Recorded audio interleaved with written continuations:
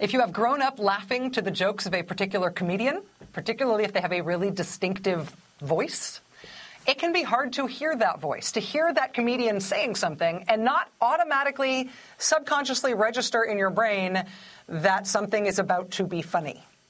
So when the great Chris Rock was asked recently about President Obama endorsing equal marriage rights for same-sex couples, hearing Chris Rock answer that question was to experience the expectation of laughter, even though Chris Rock didn't say anything actually funny in his answer. From watching this happen, I learned that, frankly, Chris Rock could read me the phone book, and subconsciously, I would believe it was funny.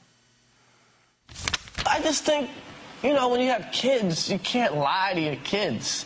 And he said, I read today, his kids have friends that have, same-sex parents. I just took my daughter to a party the other day, and, two guys, same-sex parents.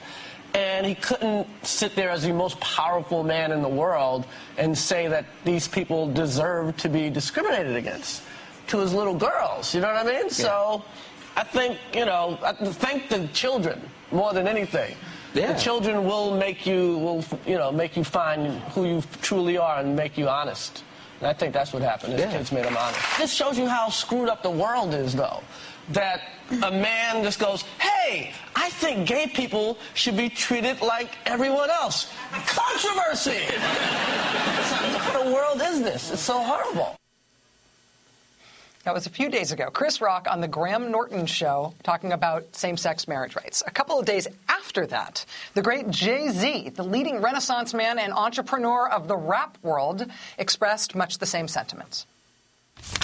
What people do in their own homes is, their business, and you choose to love whoever you love.